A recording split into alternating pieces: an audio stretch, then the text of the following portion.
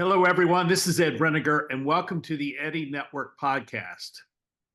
I'm very happy and pleased today to have my friend Micheael Dodds here to talk about his life and the work that he does.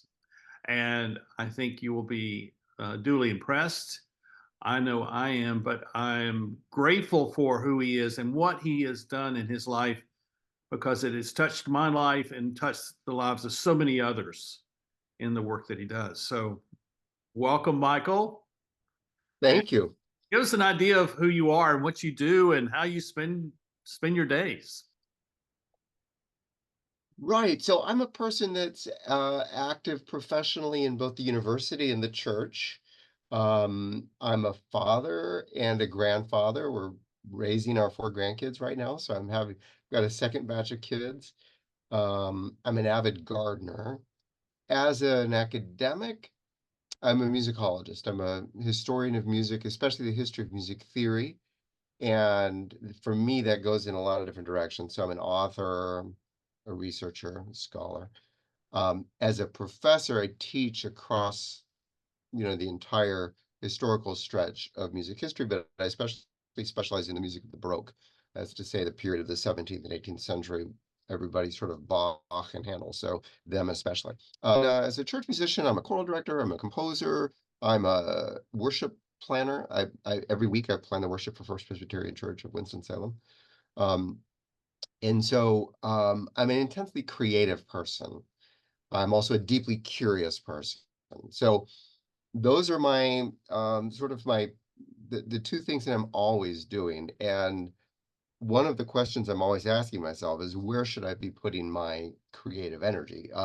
So just this last year, I had this book come out with Oxford University Press, From Modes to Keys in Early Modern Music Theory. And this book answers a question that I've had since I was a sophomore in college, which was, how did we get from the modes of Renaissance music, from music of people like Palestrina and Josquin de Prez, how did we get from that way of structuring music to the major and minor keys that we associate with the music of Bach and Handel and Mozart and Haydn and Beethoven and beyond?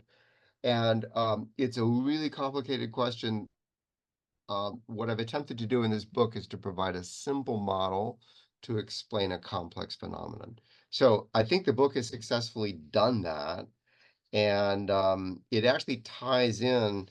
One of the subtexts of the book is really the role of circularity and circular ways of thinking about tonals, what we call tonal space. That is to say, the way that the notes of music are organized. You might have heard of the circle of fifths before, but this actually relates to the history of science in a lot of ways. And that's why I've got these celestial maps here um, on my office wall. This is the Ptolemaic solar system with the sun at the center of us, and Tycho Brahe's system, which didn't last too long, and the Copernican system, where the sun is at the center.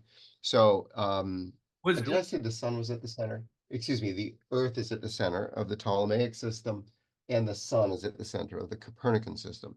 So the Copernican revolution in astronomy had a deep impact on music theory and the ways that in the age of exploration, the way that people began to conceptualize uh, cartography and navigation ties into the way that music theorists thought about the world of notes.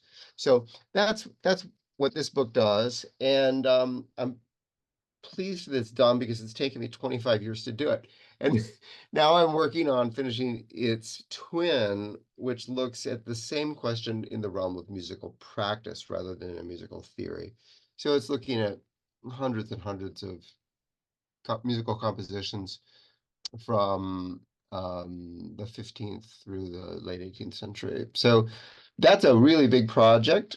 And it's driven by my deep curiosity, but it's kind of interesting. About 10 years ago, I was stuck, and the book was feeling really dry to me, super, super dry. And we had at the time I was conducting the UNCSA, the University of North Carolina School of the Arts Wind Ensemble. We had a famous composer join us, David Meslanka. I brought him in for a residency. I was conducting one of his symphonies. And he said, well, maybe you're not bringing your whole self to the book, and that's why you're kind of stuck. And I sort of, and I realized he was absolutely right. I was approaching the book just out of my head, very intellectually, and I wasn't bringing my musicianship to it. I wasn't bringing my heart to it. And that really was quite an awakening. And what's so interesting that I should say it prompted an awakening. Also around that time was very interesting. Every year at School of the Arts commencement, the famous actress Rosemary Harris gets up and reads this really famous quotation attributed to Martha Graham by Agnes DeMille. And every year, Rosemary reads it to the School of the Arts graduates. And I'm always, in the front row of the Stevens Center as a member of the faculty, listening to this year after year. And basically what Martha Graham says is that your only job as an artist is to be true to the urges that motivate you. It's not to please anyone else. And this is what David Meslanka said also. He said, the only person you have to please as a composer is yourself. And I had told him I wanted to compose, but I wasn't really composing. And he said, well, it's very simple. Composers compose. It's as simple as that. You just make it happen. You just do it. So it was really kind of thrilling when about a year later, after this conversation, the very same week that I got the contract offer from Oxford for this book, I also received a commission for a choral symphony, first for my church, and then a second commission to complete the entire work for the 40th anniversary of Crisis Control Ministries. So I wrote this 40-minute symphony.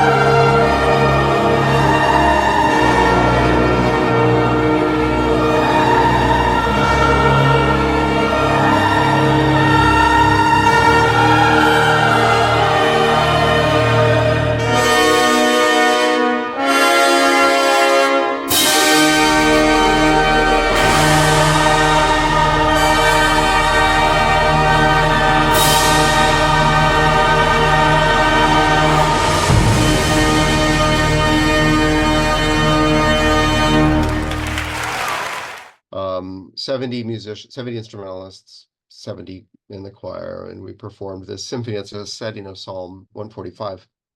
And for me, that was a really powerful experience because it was the first time in my professional life when my whole self was brought to a creative work. I was definitely intellectually engaged, but I was also spiritually engaged through Lectio Divina. I was physically engaged. I'm singing and dancing and playing the violin and playing the piano as I work on this piece of music.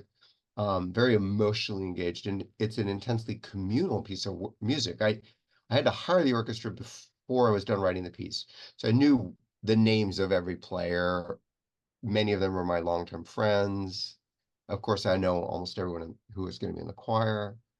Just writing music for people that I know and love, and it was a powerfully integrative experience and deeply healing for me in my own life. So what that experience me was that if I could bring my whole self to the writing of that symphony, I could also bring my whole self to the writing of this book. And so it resulted in a much better book. It resulted in me not being afraid to bring into things that at first seemed like sort of rabbit trails or maybe outside the scope of it, things like the harmony of the spheres or the history of labyrinths, which is something I've been really fascinated by. Well, it turns out that labyrinths are deeply involved in the history of music theory, and I was able to explore that and move that area of musical knowledge further down the road. So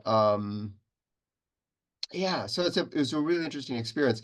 And by the way, this all led to the absolutely crazy thing happening of a filmmaker deciding to do a documentary about the writing of that symphony and about my story as an artist. And if I could just share my screen with you for a minute. Yes. Yeah.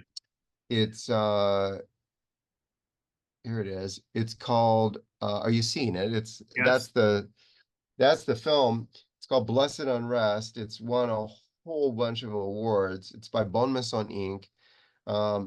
Maddie and her husband Brooks are lifelong friends. But we'd kind of gotten out of touch as young adults. And when she heard about the symphony, we got back in touch, and she asked if she could film the symphony, which you can see on YouTube.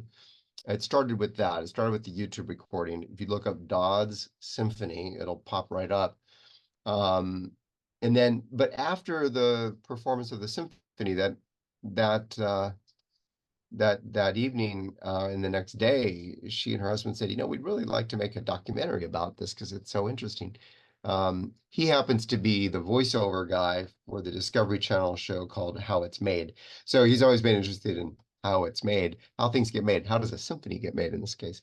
But he, yeah, Marty and Brooks, we shot a lot of footage that trying to figure out, what is this film really about? And really what it's about the role of creativity in bringing about personal integration. In my case, I had experienced childhood sexual trauma or adolescent sexual trauma. And it was that trauma which really kind of separated head and heart. And so the symphony was both an expression of healing from that trauma, but also a powerful instrument in that healing. So it was a very powerful healing thing to do. So yeah, so that's a little bit about my creative story. The film has done really well. It hasn't yet found it as well. It's available on something called gooddocs.com, which is used by universities, and then you can also watch it on Vimeo.com for like $5. You can watch it. So perhaps some of your viewers might find that interesting to watch. It's about an hour long. It's very inspirational. We'll link to all of this in the show notes because that'd be great. The symphony is amazing. Thank you. I think I said to you, it reminds me of the great English composers of the first half of the 20th century. People like, all those people. Elgar, for example. Actually, it's funny you mentioned that because I do love that literature. And if certain, I was definitely listening to Elgar's arrangements of Bach at that time. So I've always loved the That's Baroque. that's amazing. Yeah, because I was thinking of Elgar. Yeah. I'm also thinking of Delius, Frederick Delius. Yeah, I love Delius. There's I can't say he was at the top of my mind, but I can see why you would say that. The influences that are maybe closest to the surface is Richard Strauss in some ways, even though my style is not as, I was writing for a community festival choir that I knew would be under rehearsed. So I had to write music that was sure to succeed without a lot Right. of rehearsal. And so I couldn't go quite as far as Strauss's language, plus I'm not Strauss, but Strauss is my grand teacher, actually. I'm very proud to say that I am the grand student of Richard Strauss because my mentor, Alfred Mahn, was an American GI, a counterintelligence officer, um, in Germany. He was originally German, but he went back with the Allies as a counterintelligence officer, and he was sort of assigned to keep an eye on Richard Strauss right at the end of World War II. So every afternoon for every evening in Garmisch, Mon and a few of the other American GIs who were musicians would hang out at the Strauss home, and Strauss would hold forth, give these master classes at the piano of his operas. And then later I came to study with Alfred Mahn at the Eastman School of Music when I was doing my doctorate there. So Alfred is kind of the greatest living expert on fugue, or he's no longer living, but at the time. And fugue has always been one of my obsessions. I love counterpoint. So So my symphony is also deeply embedded to Bach and Handel. So let me go back in time yeah. to your book, and Hmm. there's a shift transition that takes place there in Hmm. the character of music. Is there a date? Is there kind of like a fulcrum moment, a transitional moment where this new I'm not trained in music at all, so I don't, the Hmm. language is a little daunting for me. But it goes from where you were in the Renaissance to where it comes into the Baroque era. That shift. Is there a moment when you could you could identify when this was beginning to happen? Yeah, that's a really interesting question. So, yes, there's a few answers to that. The simple answer is the year 1600. It's circa 1600 that the keyboard begins to be used for something called basso continuo. Basso continuo is an independent instrumental bass that accompanies the other parts of an ensemble, whether those are vocal or instrumental. Up until this time in the 16th century, vocal music um, tended to be written only in vocal parts. All the parts were sung parts, and the organ might or might not play along, depending on the performance practice. It might or might not play along, and it whatever it was playing was pretty much based on the vocal parts. It wasn't an independent vocal bass. And that requires a lot of skill on the part of pianists or keyboardists rather, organists, harpsichord, whatever. And that old technique was called basso seguente, following bass. The organ bass followed along on the vocal parts. Circa 1600, in sacred music, the organ began to play an independent vocal part. Instead of having all the parts in front of it, usually would just have its own bass line and have little numbers over the bass line to say what chords to play. And that led to a radically different way of thinking about how music is put together. So that's the decisive change in musical practice that leads to this new way of thinking. Now everything is in reference to the organ.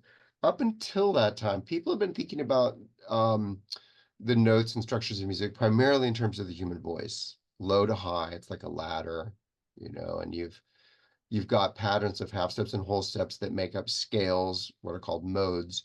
And the whole thing just kind of floats based on where it's comfortable in your voice.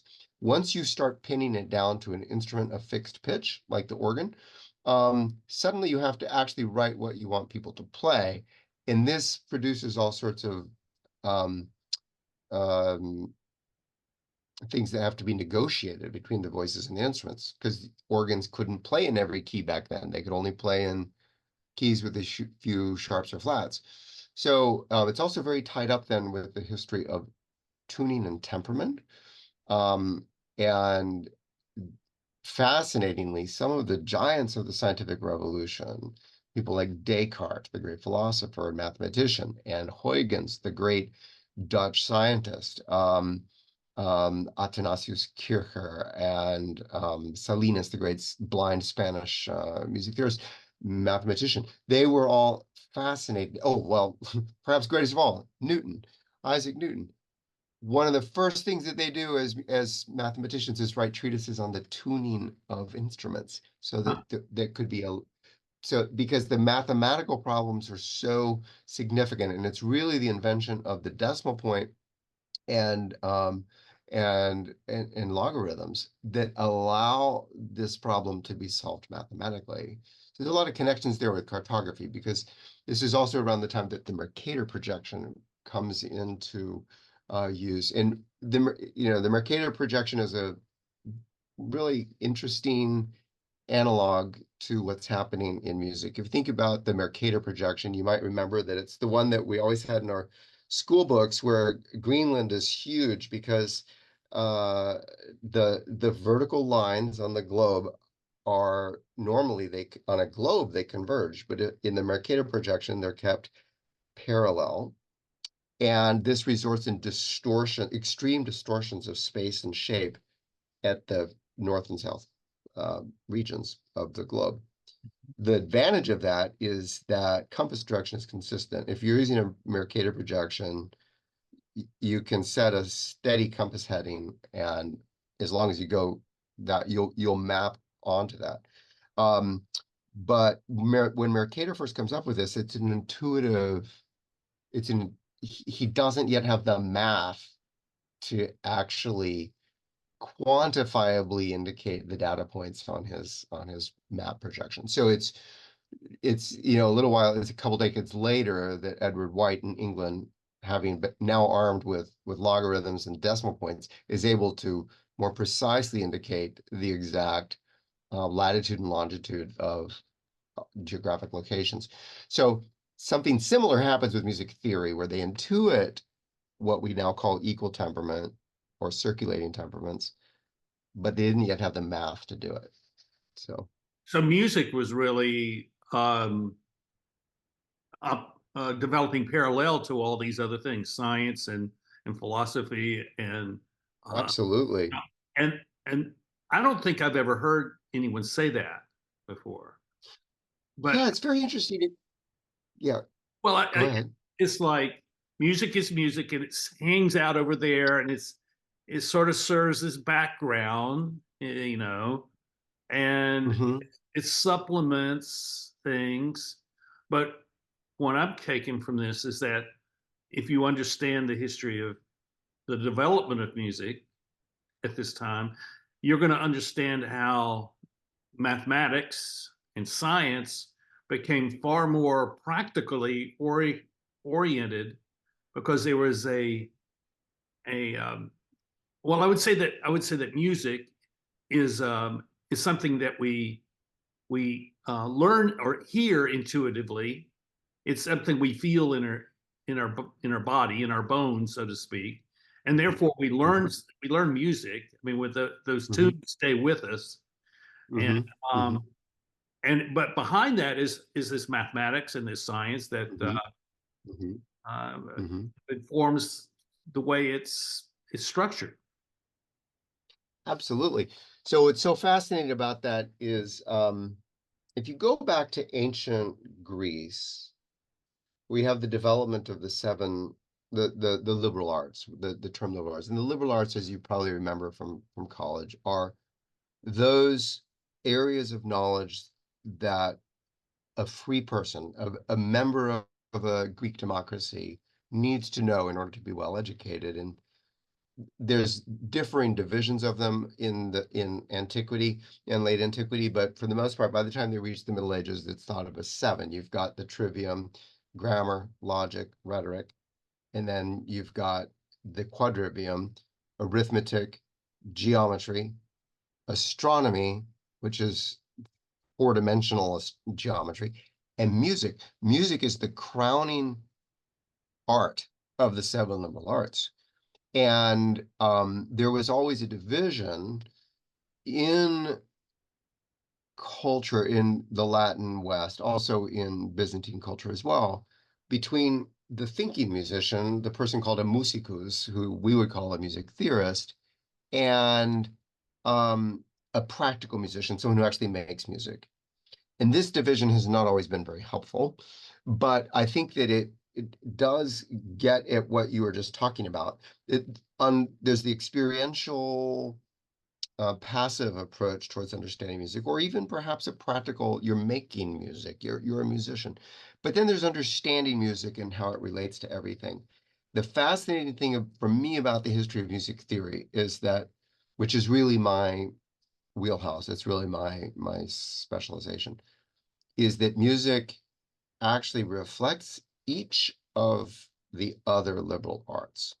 So there is we can talk about a grammar of music. We can talk about a logic in music. We can talk about rhetoric in music. We can talk about the mathematics and the astronomy of music and the geometry of music. So all of these other disciplines enter in. And so music, I another interesting way to approach it is that in the Middle Ages, going back to somebody like Boethius, Boethius is a late Roman administrator who very, very crucial in translating ancient Greek philosophy and music, including music, into Latin while he was awaiting execution by, for alleged involvement in a coup against the emperor, which was probably bogus. But anyway, Boethius is really important. And he posits three kinds of music. There is the highest level of music, which he calls music of the spheres, or musica mundana. And this is the notion that the cosmos is governed by harmony. It's exactly this, the motion of the planets, the length of the seasons, their days and years. This is all governed by proportion, by mathematical ratios, which is another way of saying harmony. And this is expressed as late as Kepler. Kepler, who develops the elliptical, figures out that the planets have elliptical orbits. He was a very devout proponent of this theological symbolism. And the next level is musica humana, the idea that our human bodies, our human selves, our body and soul, our physical bodily proportions, the balance of bodily humors within us, our body chemistry, that they are governed also by music. And then the lowest kind of music is the music that you hear, and musica instrumentalis, music that's made. So what that does is it provides a very powerfully integrative model for why it is that when we are having a moment of peak musical experience, enjoying Beethoven's Ninth Symphony, as we did with the Winston-Salem Symphony at the end of last season, for example, or being in church and worshiping, why we can have this feeling of complete oneness with the cosmos. It's a way of understanding that phenomenon. So let me propose a thought here. It would seem that this lowest level of music is actually the music that we share with one another, and that these higher levels tend to, I don't want to use the word abstract because I don't think they're abstract. I think they're very concrete, but they're somehow more individual and more transcendent forms of music. But this lower level is that which we share together, and that this has, in the right setting with the right music, has a way of bringing people together in a shared experience. And that shared experience is really an integration of a range of things that is baked into the music itself. Am I right about that? Yeah, I think so. You know, when we make, I think of church, you know, I'm thinking of your sister who rings bells, you know, with our church bell choir, which is directed by Susan Orgain. And I think of those many times in worship when we've got the children's choir and the youth choir and the adults, and maybe we have an orchestra or the bell ensemble or brass. Um, and we're having this experience of music where we feel very powerfully connected with one another in worship. We might also feel connected with God. You might say that we feel connected with the church universal throughout space and time as we are worshiping.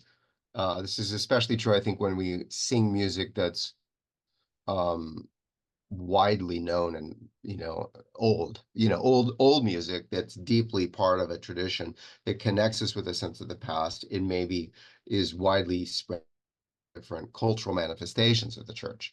So there's this feeling of deep connectedness, and that's a social and spiritual and religious connectedness. But I think what this, Boethius's model is saying is also that music connects us within our own bodies. You know, it's fascinating. If you look at Alzheimer's patients Mm-hmm. and the role of music in helping people with dementia, it's very powerful in helping to reintegrate people's minds. They might have forgotten the name of their child. This happened actually to as Jim Maxon was our pastor when I was a kid. He was pastor of the church that sent my family to as missionaries to the Amazon jungle of Peru, which is where I grew up. And Jim was the person who gave me my very first violin. It was a violin he had had as a boy. And so when I was 10 years old and visiting in California, he gave me the violin. So Jim later developed Alzheimer's, many, many years later. And his son, who happens to be my cousin-in-law, recounted taking his Alzheimer's ridden father out for a ride in the car on a Sunday afternoon. And his father could sing all the hymns, all the verses of all the hymns. He didn't really remember who his son was anymore. But for me, that is a very um, powerful thing. Also, interestingly, research has shown lately, I just was reading something last month about how when the brain stores musical information, it's storing it in lots of different parts of the brain. It's not just stored in one part of the brain. So the way the synapses form when we are deeply involved in making music, it literally integrates the brain. The brain is integrated across this. And I'm no expert in this. This is just stuff I've read. So I think, yeah, music really is such an amazing gift from God that the way it connects us so deeply with ourselves and with others and with God and with the cosmos. It's really a powerful thing. Hey, well, let me ask you this, because this is interesting to me. I've been a lover of music all my life, and Hmm. a wide spectrum of music. I mean, I grew up, in the 1960s listening to rhythm and Hmm. blues and soul, what we call Hmm. soul music. I Hmm. didn't have much exposure to classical music, what we know as classical music, or to jazz. And I go off to college, and I'm exposed to all of these, and Hmm. I'm finding that I can relate to it. And I take a Hmm. course in romantic music. We're Hmm. listening to Rachmaninoff and to Hmm. Beethoven and I forget who else did we listen to? I mean, there were a number of Mahler. I mean, we listened to Mahler. I mean, it's even that we had this spectrum of music Hmm. that we listened to, and it was fascinating to me, and I became a lover of classical music. At the same Hmm. time, I began to listen to jazz as kind of the next stage of listening to rhythm and Hmm. blues. And jazz Hmm. was a form of an extension, but in a different form, particularly the bebop era of the 1950s. So all of this Mhm. was uh, was my was my world. And what was Mhm. interesting is that as I listened to this, I have listened to this over the course of my life.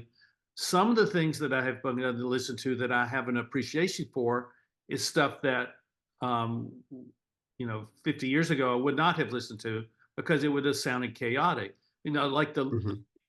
the late music of John Coltrane, which Mhm. Yeah, I is, love Coltrane. Yeah.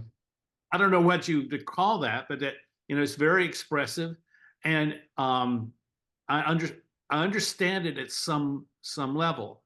I a couple of weeks ago I went to Charlotte and got to hear Ravi Coltrane play, and it was it was an awesome experience because he played a tune by his mother, Alice Coltrane, and then he played a traditional thing that his father had played in the early '60s, and then he played a tune called Expressions, which was on the last recording he had made before he died. And Mhm. it's a very free thing, and Mhm. um, it was it was so moving because I felt like what is coming out is not just the integration of the notes from a Mhm. mathematical, but the integration of the music into the soul of in this case Mhm. John Coltrane, who had written it. And the Yeah. woman who was sitting next to me turned to me and she said, "Do you like this?" And I said, "Yes, I like it very much." And so Yeah. there's this sense that there is um, this progression of development in music, and I'm Mhm. curious as to how I'm not so curious as to how you see that progression and whether these kind of these contemporary forms of music, 12 tone and all these kinds of things, uh, Mhm. are whether there's music that actually is sustainable and is integrating us into something which has kind of the lasting character of Bach or the Mhm. Beethoven, Mhm. or even of Mahler or some, where they're what they have produced is something that draws you in and makes you feel a part of something deep and rich and in many cases transcendent. Yeah, I mean, I think that there are composers who are doing that now, but I think it's a trap for any composer to think about writing for the ages. I think composers um, have to write about, they have to write something that's honest and authentic for what's right in front of them. I think if you think about Bach, for example, Bach was not writing for the ages. Not exactly. He was, for his church cantatas, for example, he was writing them for that Sunday, and then he eventually wanted to create a cycle of 5 years that he could every 5 years repeat. And then on his death, those went to his sons and got divided up. It is true, though, that as he approached, in his 60s, his final maturity, he didn't know when he was going to die. That happened relatively quickly, but still, in the last few years of his life, he completed some of the encyclopedic treatments of musical technique. So, for example, he writes in the last years of his life, he compiles the B minor mass, which is, one of the two greatest masses of all time, concerted masses, the other one being Beethoven's Missa Solemnis. Massive work, wasn't intended in its completeness to ever be performed liturgically, but it's a compendium of sacred music styles. He writes The Art of Fugue, which is a comprehensive study of fugue techniques. He writes The Musical Offering, which is a comprehensive study of musical canon, etc. Bach has this encyclopedic thing. And so it's true that at the end of his life, kind of like Micheael at the end of his life, collects his life works into a beautiful collection for posterity. That said, there's no expectation that people are going to listen to this again. And by the time he died in 1750, Bach was already sort of old-fashioned compared with his sons. You move to Beethoven, and we have an interesting phenomenon with late Beethoven where um,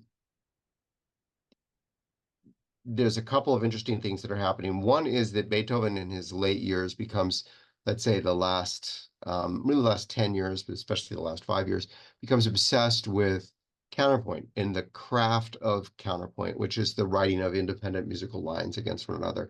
In other words, the music, the style of Bach. And he goes back and he studies Bach and Handel in Palestrina, um, in the library of the court librarian, Baron van Swieten. So he's there and he's studying these old techniques and he's integrating this into his late quartets and his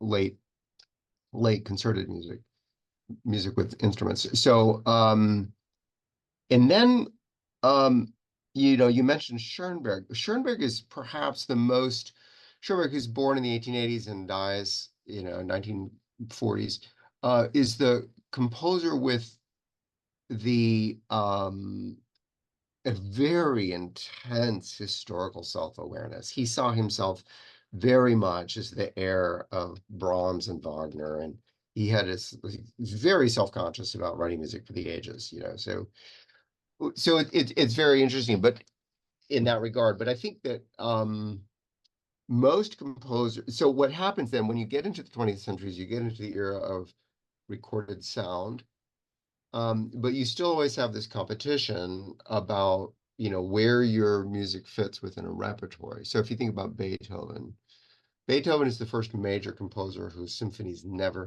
fell out of the repertory. I guess there were some Mozart and Haydn symphonies that continued to be performed, but most of them fell by the wayside and then were subsequently revived. So what this meant for the young Brahms was that when Brahms sets about writing his first symphony, it takes him 15, almost 20 years to write it because, as he put it, he hears the footsteps of a giant behind him. So when Brahms set about writing his first symphony, of course, he audaciously chose the key of C minor, which is a Beethoven key. That is the key of so many of Beethoven's great works from Beethoven's heroic decade.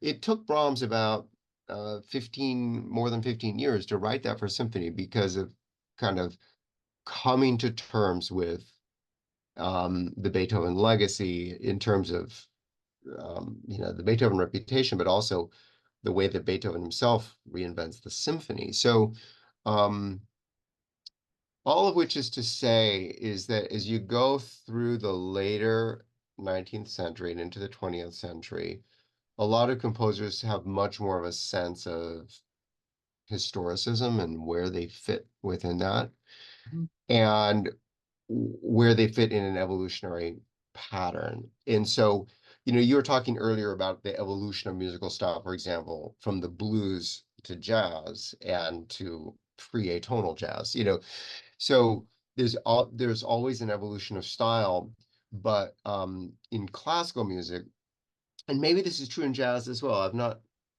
read about it being talked about in jazz, but we tend to think of music as being evolutionary. A leads to B, which leads to C, which leads to D. But really, if you look at the history of music, of the symphony, for example, according to the great German musicologist Karl Dahlhaus, it's a circumpolar development. Beethoven is at the center. Everybody follows Beethoven. Mendelssohn had his favorite Beethoven symphonies, as did Schubert. And so Schubert might be inspired by Beethoven's Second Symphony, especially First Symphony, Second Symphony. Not so much the Fifth or the let alone the Ninth. And then Schumann comes along and he's really inspired by Schubert, but he's also inspired by Beethoven, certain Beethoven symphonies, especially, let's say, numbers 4 and 8, and definitely Symphony number 3. And Berlioz, very inspired by these symphonies of Beethoven, but also by what maybe Franz Liszt was doing. Well, not Franz Liszt yet, that comes much later, 10 years later. So, and Liszt is inspired by Berlioz and so forth. Everybody's inspired by other people, but it all comes back to Beethoven. Beethoven is always there. That's in the history of the symphony. So it's not an evolutionary development, a linear evolutionary development. It's a little bit more circular than that. So if you think about jazz, I think that there is a certain sense in which the great jazz musicians of 1950s and 60s, Miles Davis, John Coltrane, Bill Evans.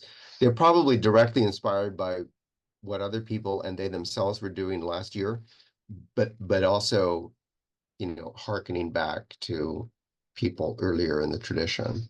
So there's, I think what's fascinating to me about music is the way that you can say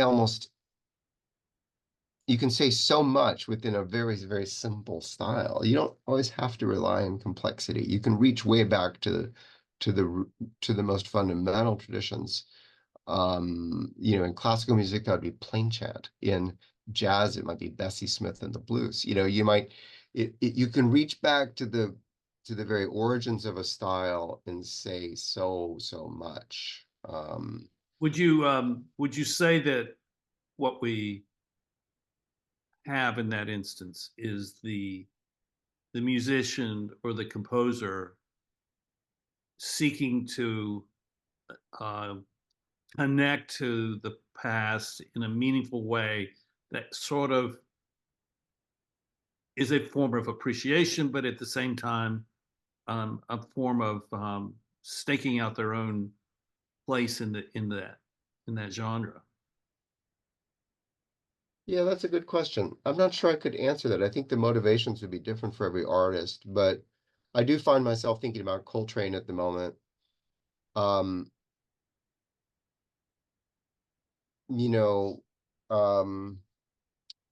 With an artist at that level, or Miles Davis, maybe, there is so much musical knowledge. Like these are consummate musicians. They understand the musical structure. They're not just intuitive, they're not just working intuitively. They have a deep logical understanding of the theory, the music theory behind this. I mean, John Coltrane has this really fascinating chart that I considered including in my book. It's a sort of a wheel of the circle of fifths. It's manifested musically in his famous piece Giant Steps, which is very, very, very progressive jazz. The theory behind Playing it in is my head right now.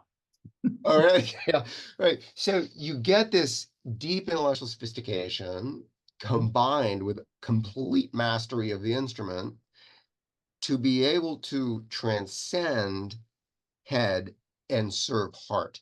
Now, what is being served by the heart at that point could just be the feelings of that authentic moment, but sometimes it does reach back to the past. So, for example, if you look at the role of jazz in the civil rights movement, in the ongoing role of blues in the movement of African Americans in the United States, it is precisely the communal shared experience that gives it a whole nother depth of meaning, something like Strange Fruit, which then somebody like Nina Simone might pick up and does something new with that. So there is a well of deeply shared meaning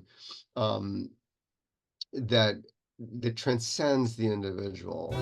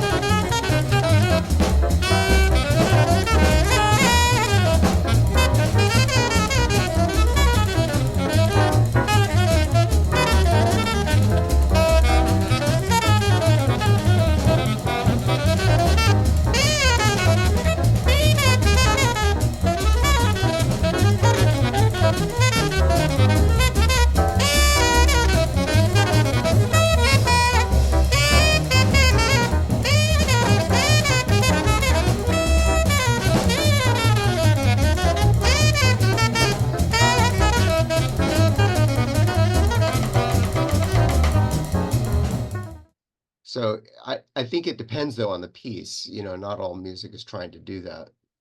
Okay, I want to ask one more large question of you.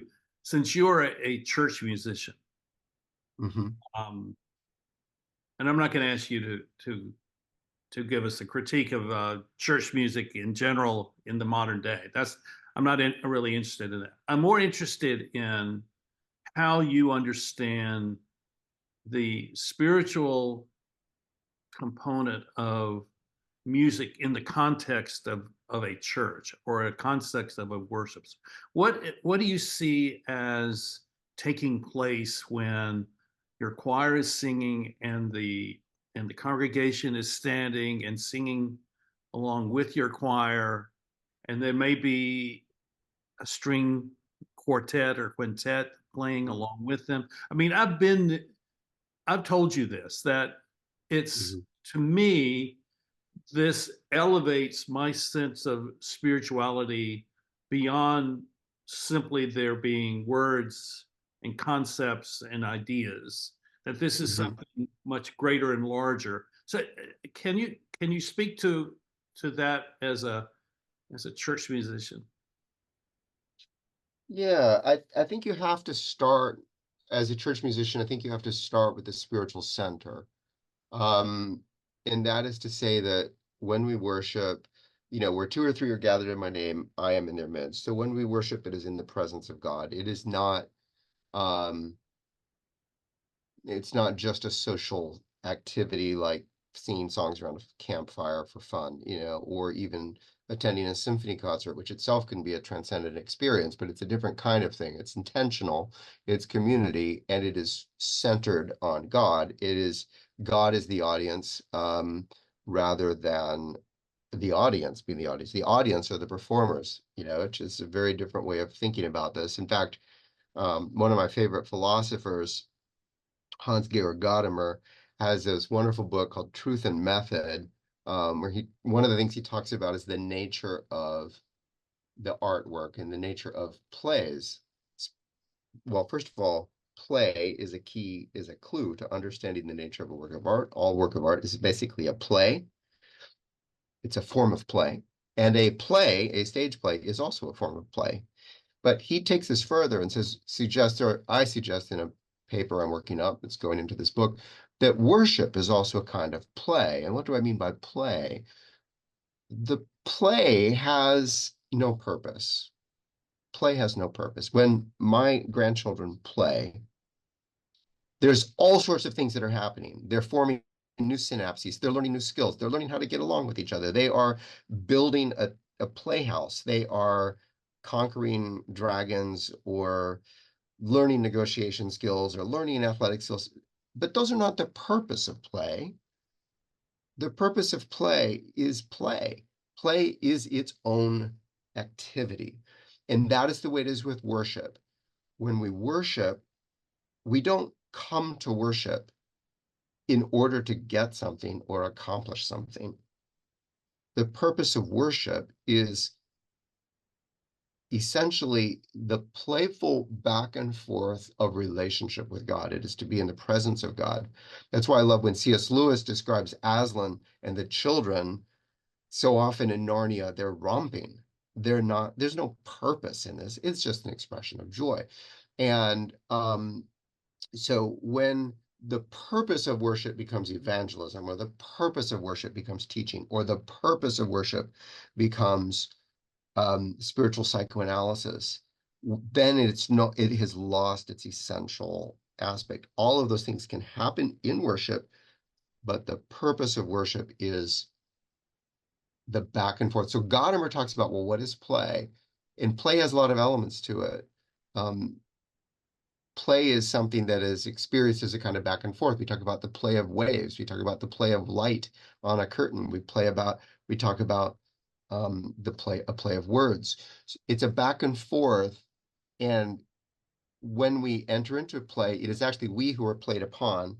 Play becomes the subject, we become the object. And so when we enter into worship, worship itself, that relationship, the relational experience of God in community, that is its own thing. So it is in that context then that I think about music. Music, God is a heart critic, not an art critic, Harold Best used to say. But that said, almost any music can be brought into worship. There's no reason why so-called sacred styles are sacred, you know. At First Pres in past years have actually had a Caribbean steel drum ensemble come in. We also had an atonal flute choir. They played flute, played very modern, atonal music. It was offered in worship. One of the things that makes it worship is it's offered in worship, and the very strangeness of it is part of the offering. On a more fundamental level, though, when I'm planning music for church, I am looking to give the congregation and the musicians a transcendent experience. So I tend to think of so-called musical tradition as being a river rather than a rock. Tradition is a river. It's something that is ongoing, it's developing, and that this, I could write music right now. I could sit down at this desk and write it right now. That would be music within a tradition, and it's saying something new, but it's connected to the past. And that sense of connectedness to the past is, I think, really important for the American Evangelical Church, because as somebody who's a scholar of Roman Catholic sacred music, somebody who grew up in the Latin American jungle with people of many different tribes. I've worked for the United Nations in Austria. I've been a Fulbright Fellow in Italy. I've lived a lot in Europe. I have a very global perspective on culture and on music. That said, one of the real deficiencies of American evangelicalism is a sense of connectedness to the past. For most evangelicals, their sense of church history goes back to Martin Luther, and everything before that was, this dark ages of Christianity when they were they really Christians, up to the time of, Polycarp and the late Roman period or something. So there is a profound absence of historical awareness. And so one of the things that church music does is it helps us connect with the fact that our faith is a historic faith that is experienced over, it's a river that's been flowing for 2,000 years, and we're the latest manifestation of that. So I think Let me that's one of the valuable things I get from music and music history. let me suggest something that may be a parallel way of seeing this. I agree with you. I agree with what you've said. Mm-hmm. I feel that so much of what we find in the church, Mm-hmm. regardless of the church, from liberal to conservative, Protestant, Mm-hmm. whatever, that we treat all these different manifestations of the church, including worship, in a very utilitarian manner. That this is a something we're doing in order to get to someplace else. Right. We're doing this in order to feel good about ourselves. You've mentioned something like that. Mm-hmm. So I don't believe that that's what the purpose of the church is. I think the church Mm-hmm. is something that's far more about us as divinely created human beings.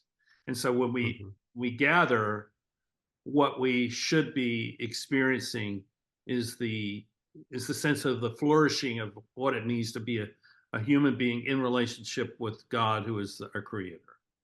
And Mm-hmm. and that sense of emotion that would come from that, but also that sense of completeness, that sense of um, of finding things happening in our minds which says, oh well, this makes sense for me. Oh, I understand this better.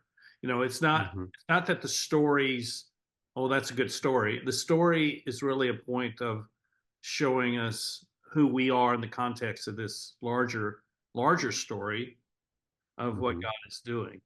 And I see that music is really a means of taking us out of that kind of over analytical Mm-hmm. utilitarian mindset and putting us in a position where we're fully embodied as human beings in the moment of worship, And it's not necessarily that we would cry or that we would feel chills or whatever it may be, but we feel a sense of completeness, sense of belonging, a sense of rootedness in something which is outside of us that really has, it really signals to us who we really are.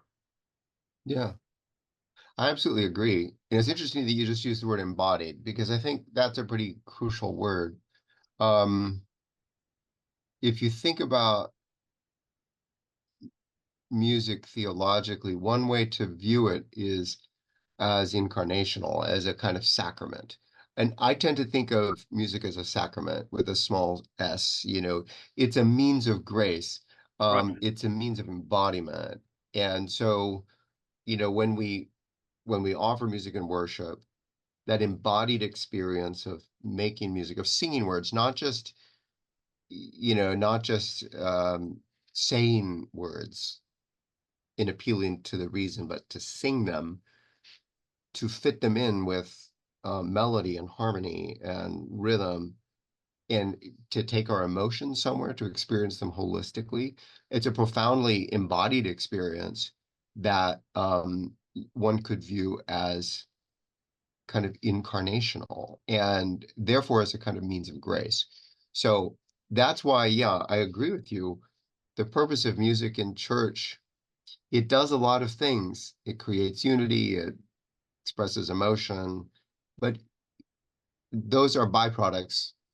Ultimately, it's the offering of worship. You can offer the strange thing that gives you no feelings, and it's still worship. Yeah. Just the same way that uh, doing an unpleasant task that gives you no joy out of love is an offering of love to someone. If you're caring for an elderly parent and you have to wipe their bottom, it's not a nice task, but it's done with love and with intention, and therefore it's honoring your father and mother, and it's the most beautiful thing.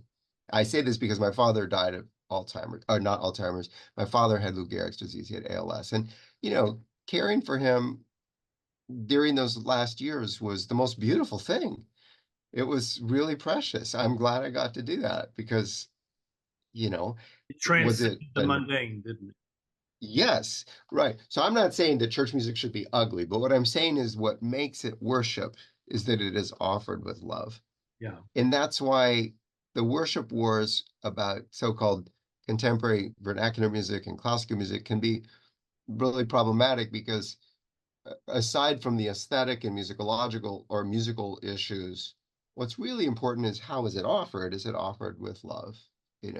That's what God cares about most. I have one more question to ask you, and I'm returning to where we started talking about creativity. Mhm, And you're living a life of kind of immense creativity and all these different things that you're mhm, involved in. Not mhm, only as an academic, but as a composer, as a conductor, as a church musician, uh, mhm. as a father, as a grandfather, all these areas of creativity.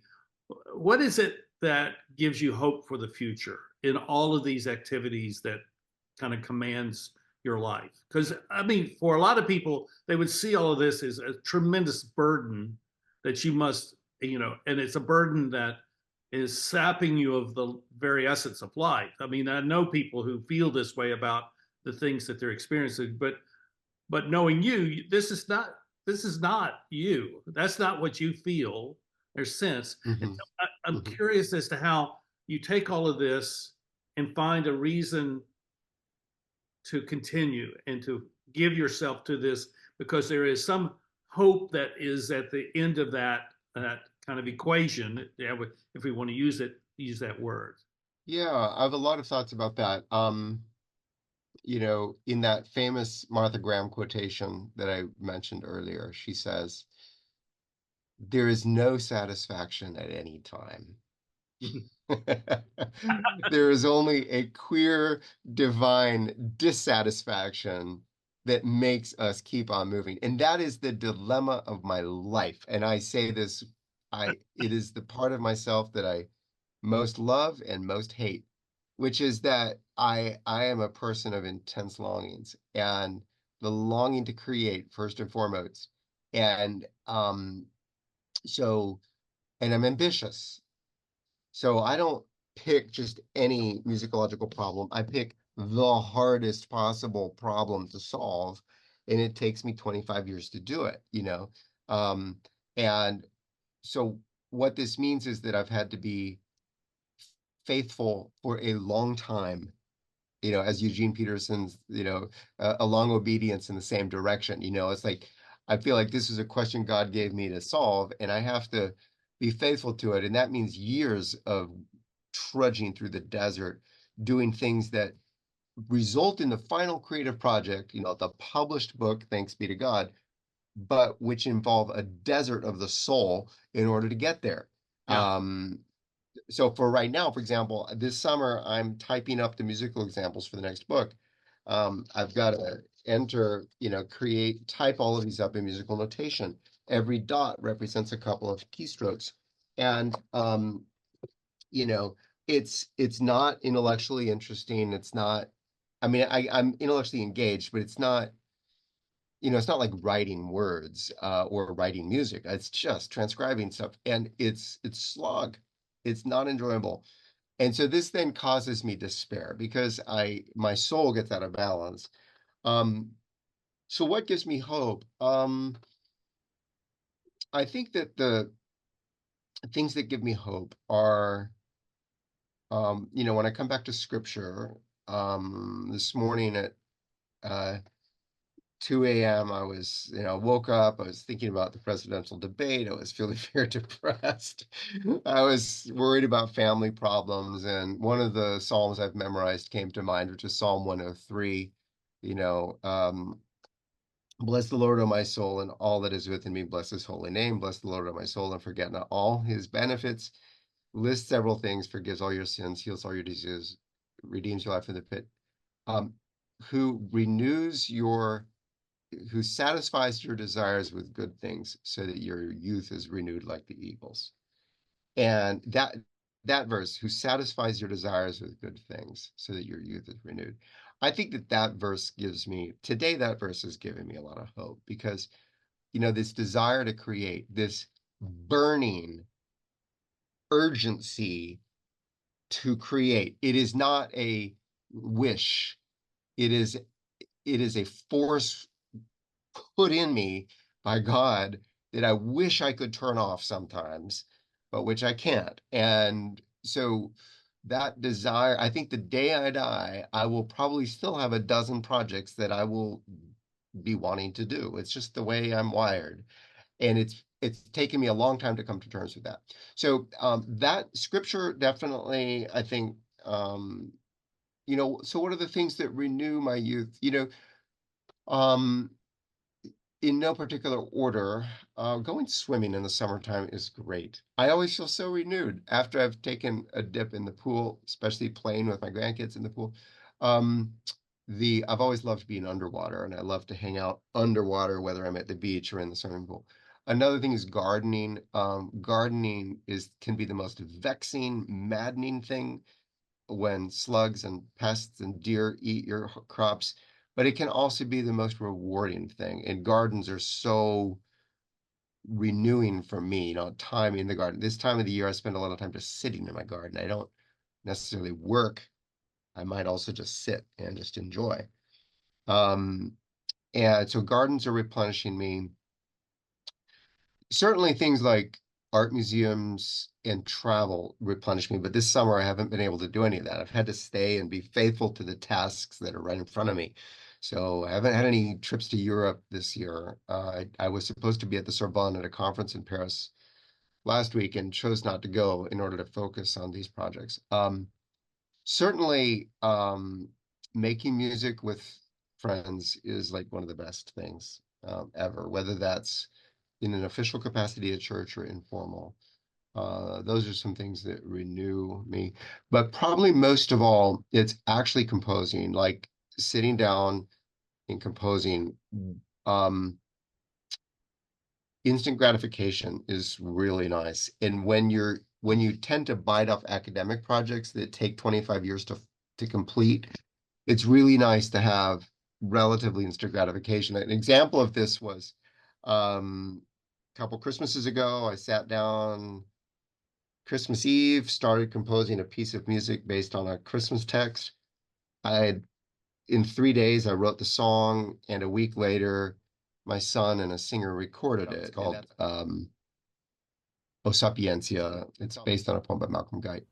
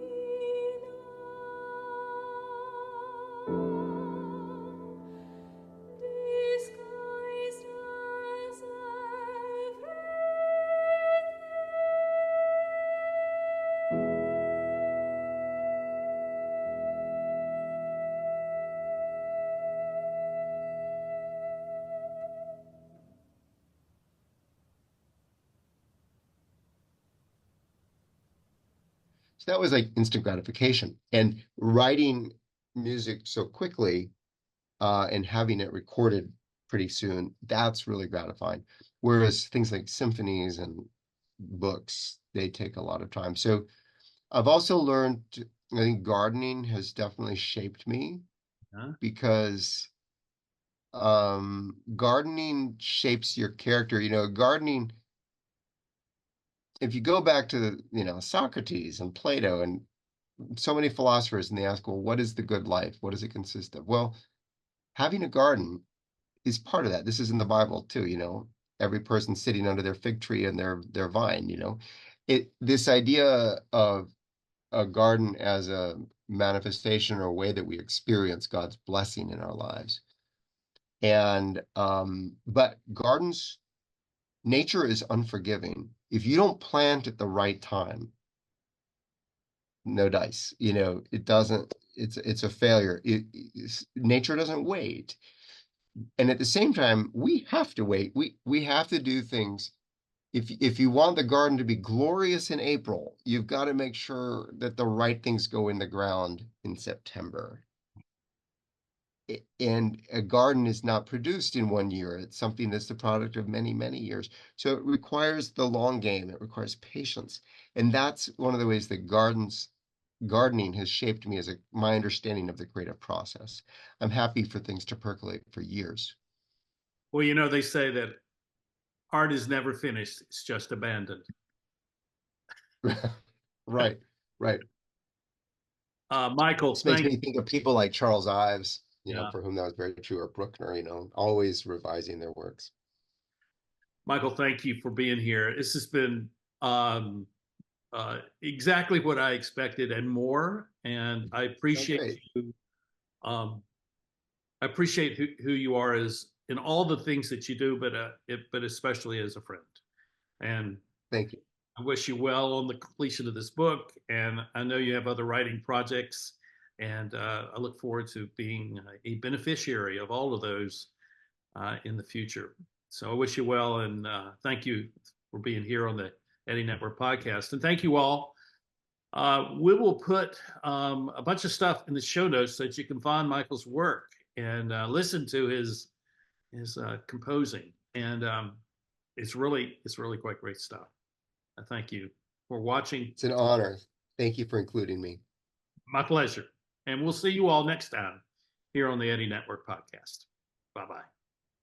Goodbye.